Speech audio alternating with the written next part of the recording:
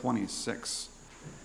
We're pulling devotions from the little devotional booklet, Give Thanks to His Name, and this is this particular year, the devotional lines up with the days of the month exactly, so we're on day 17, and that is Psalm 26, and I'm going to read it. It's a Psalm of David, and I'm going to read it, and then we'll discuss it together for a few moments. Vindicate me, O Lord, for I have walked in my integrity, and I have trusted in the Lord without wavering. Examine me, O Lord, and try me. Test my mind and my heart. For your loving kindness is before my eyes, and I have walked in your truth. I do not sit with deceitful men, nor will I go with pretenders. I hate the assembly of evildoers, and I will not sit with the wicked. I shall wash my hands in innocence, and I will go about your altar, O Lord, that I may proclaim with a voice of thanksgiving and declare all your wonders. O Lord, I love the habitation of your house and the place where your glory dwells. Do not take my soul away along with sinners, nor my life with men of bloodshed, in whose hands is a wicked scheme, and whose right hand is full of bribes. But as for me, I shall walk in my integrity. Redeem me and be gracious to me. My foot stands on a level place. In the congregations I shall bless the Lord. So the theme of this little devotional book that Lori and Steve and I wrote many years ago is gratitude, thanksgiving. And you might wonder, well, where is thanksgiving in this psalm? Why did we pick this one? And you can actually see it down in verse 7. that I may proclaim with a voice of thanksgiving and declare all your wonders. So there's the thanksgiving part of it. But before we get to verse 7, we need to set up what and why David is doing something in the preceding 6 verses. So in verse 1, David says, vindicate me. The word vindicate means to justify or prove to be true or righteous. Vindicate me, O Lord, for I have walked in my integrity. I have trusted in the Lord without wavering. And he goes on to say that he is innocent. Down in verse 6, he declares his innocence. In verse 2, examine me, O Lord, and try me. Test my mind and my heart. So he's saying, Lord, I want you to show me if there's anything wrong in my life. Is there any sin outstanding? Is there something that's not right between me and you? And then in verses 4 and 5, it's kind of interesting. I do not sit with deceitful men, nor will I go with pretenders. You have sitting and going, and you've got an assembly in verse 5. Does that sound a little bit familiar? Look at Psalm 1. Keep your finger here, but flip back to Psalm 1. And in Psalm 1, we find a progression that can define evil or wickedness or a slide away from God. And in Psalm 1 it says, how blessed is the man who does not walk in the counsel of the wicked, nor stand in the path of sinners, nor sit in the seat of scoffers. And the psalmist here seems to be doing this progression deliberately. You can almost picture it, can't you? So you're thinking of a kid who's in 6th grade or something, and he's a pretty good kid. And you've talked to him about who his friends should be, what families he's allowed to visit, and so on. And then one day you see him walking down the sidewalk with another kid, and you say, uh-oh, because you know who that other kid is. And you're thinking, they're walking together, and that's not a good thing. Why isn't it a good thing? Go ahead. Yeah. So, you sometimes hear a justification for a friendship like that, like this. Well, I know he's not a very good boy, but I'm gonna teach him about Jesus. The intent to witness, that's a good thing. But if you're going into the relationship knowing already that that other kid is not God-honoring, does it usually work that you can pull the bad kid up to your level? What usually happens? He usually pulls you down. And so the psalmist here is talking about walking in the counsel of the wicked, and then secondly, stand in the path of sinners. So you're watching out the window and you see this young kid, and you've watched them for the last week. They've been walking down the sidewalk together, and today you see them, and what are they doing? They're standing and talking. Now what's going on? He's coming under the influence. He's getting sucked in. And then where does it end? Nor sit in the seat of scoffers. What's a scoffer?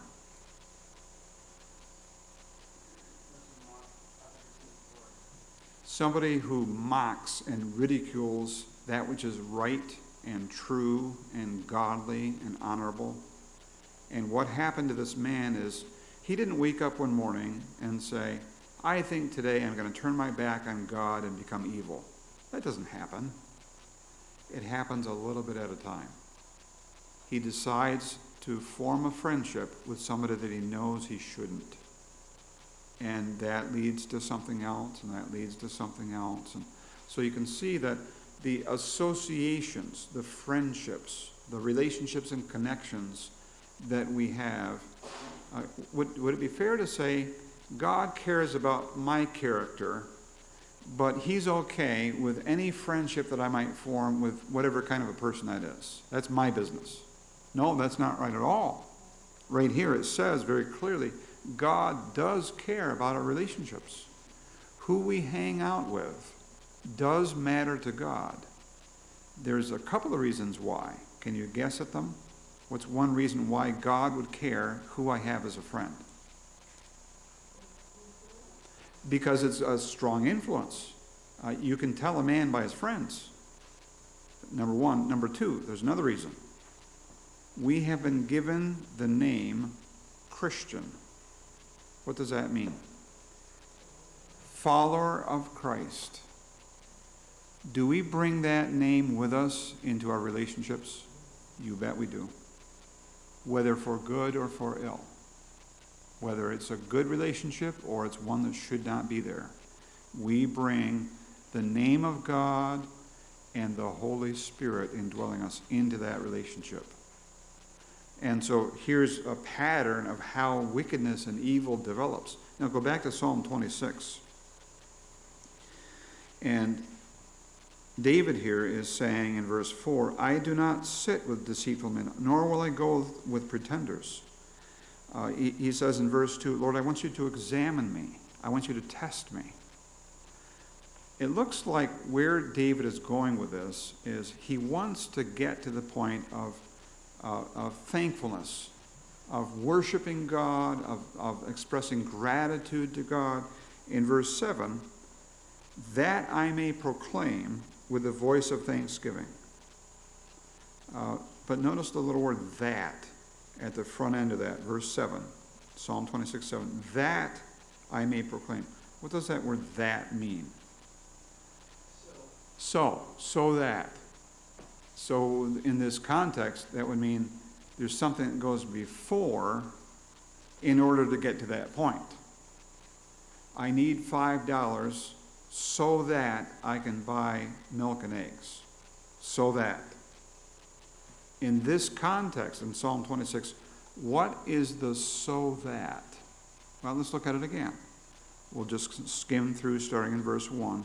Vindicate me, O Lord, for I have walked in my integrity, and I have trusted in the Lord without wavering. Examine me, O Lord, and try me. Test my mind and my heart. For your loving kindness is before my eyes, and I have walked in your truth. I do not sit with deceitful men, nor will I go with pretenders. I hate the assembly of evildoers, and I will not sit with the wicked.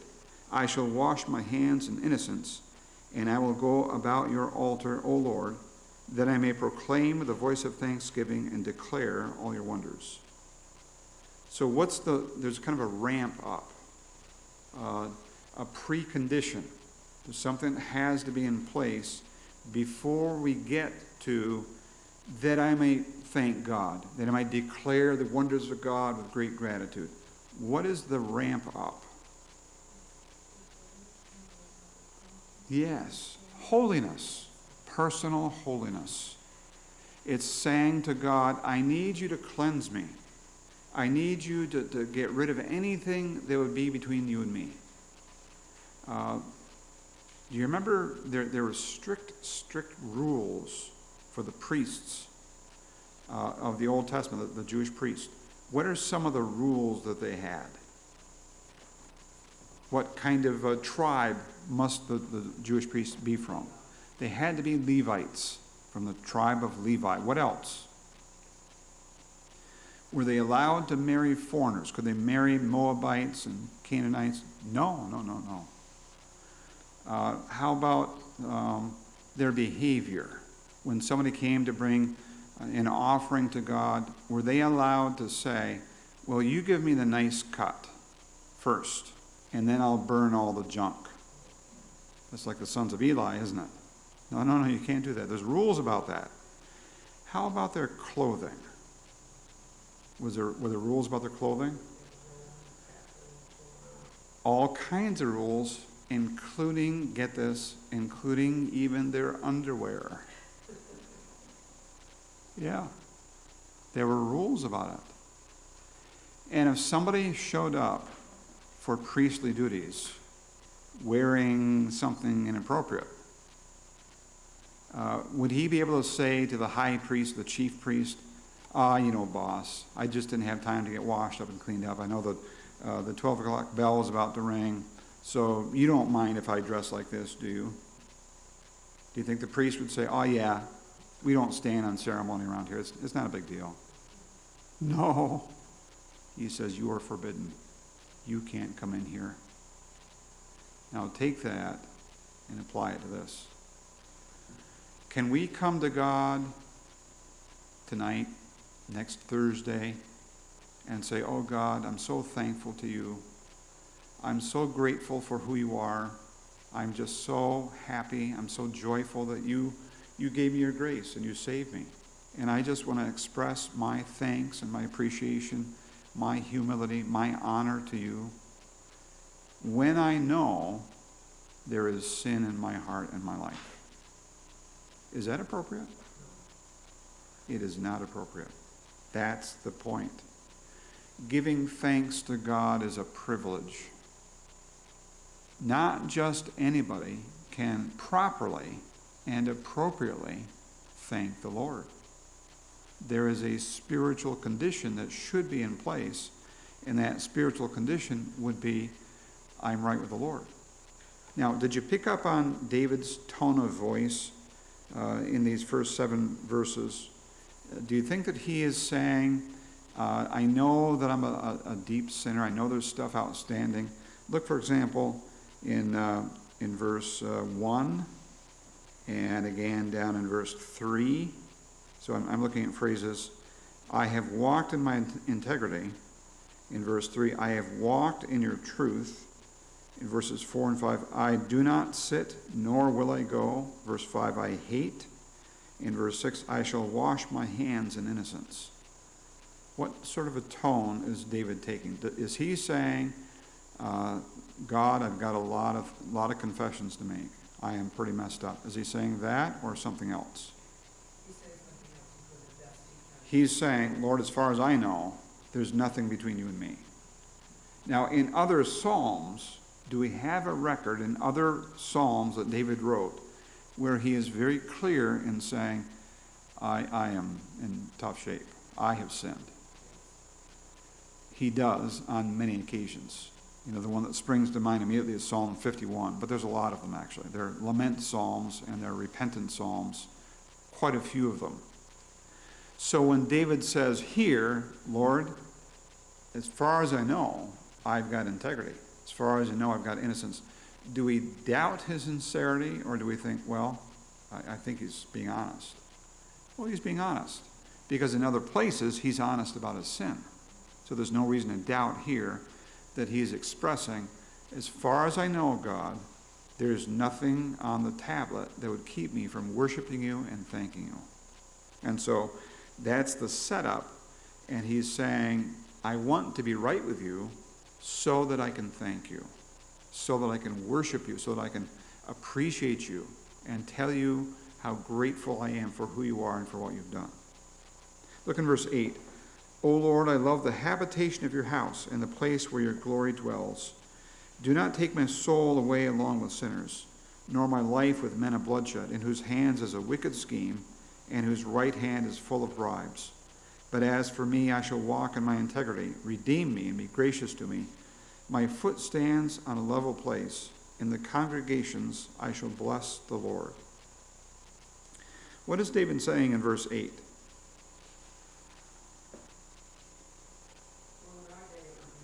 Yep. And in David's day, it would be the tabernacle. And he's saying, I love the tabernacle. I love thinking about it. I love meditating on it. I love going there and worshiping God. He calls it the place where your glory dwells. And that was true literally in David's day. The Shekinah glory hovered over the Ark of the Covenant, the mercy seat, in the Holy of Holies. And then he turns it into a prayer in verse 9. Lord, don't take me away with the sinners. In other words, don't punish me along with the unrighteous. And then he begins to describe the unrighteous, the wicked. They're men of bloodshed in verse 9, verse 10, in whose hands is a wicked scheme, and whose right hand is full of bribes. What do you know about the right hand, the symbolism of the right hand in the ancient world? The righteous hand, the hand of honor, the hand of blessing. You would typically use your right hand to put on somebody to bless them and so on. The right hand is, it even comes to us down to our day. Dexterity or dexterous is Latin for the right hand. Do you know what Latin is for the left hand? Sinister. Yeah, isn't that something? Yeah. So the right hand is the hand of honor, power, and blessing. But David says about these men, what is in their right hand in verse 10? Bribes. So they've taken justice and they've twisted it, they've corrupted it into, they'll take money to give you the decision that you want. And that's wicked, wicked. And then once again he affirms in verse 11, but as for me, I shall walk in my integrity. It's good to know that even if nobody else sees it, when we have integrity, when we trust the Lord and we do the right thing, even if nobody notices, somebody does notice. God. He sees, and he will make sure at the right time, in the right way, there is a reward. There is a positive outcome in his plans for when we do things the right way. Redeem me and be gracious to me. Once again, there's this calling out for God's mercy and grace. And David mentioned this all the way back in verse 3, for your loving kindness is before my eyes. Finally, in verse 12, my foot stands on a level place. This might have to do with warfare, or perhaps just with walking through rough countryside. I remember my dad talking about a Dall Mountain sheep hunt he had been on in Alaska. This would be back in the 1970s. He'd gone up for a missionary conference and had gone up towards Denali with a missionary in his plane, and they were doing a Dall Mountain sheep hunt. And it was very rugged terrain. And he was talking about, he was on a ridge line, and there was about a 30-foot drop on this side and about a 400-foot drop on this side. And they could see the sheep about 400 yards across on another ridge line. But there was a better location for taking a shot higher up. The problem was it had rained, and that ridge was about yay wide, and it was slippery and muddy. And just that thought makes me, you take one step up and then slide a little. So a level place is a place where you've got firm footing. You're solid, you're set. And for David, it could be out in the countryside. You can picture him taking care of sheep maybe, or he has a lot of warfare experience. One thing you don't want to have happen to you is when you're going into battle, you realize that one of your sandals is coming off or something. You're missing your footing underneath you. So David is saying, and he's attributing it to God. He's saying, this is God's grace to me. I've got stability and solidity. I'm set, I'm stable, I'm okay. And of course, that's a precious truth for us right now, isn't it? We have a lot of things to be concerned about. We have a lot of grief and sorrow. But we can say, along with David, our foot stands in a level place. And even that last line of verse 12, in the congregations, I shall bless the Lord. And so David is saying, I am eagerly awaiting the time when I can share a testimony, when I can tell people how great things God has done for me, how faithful the Lord has been, how wonderful and merciful he has treated me. And so he says, I'm looking forward to when there's a public meeting and I can tell people, God has been so good to me.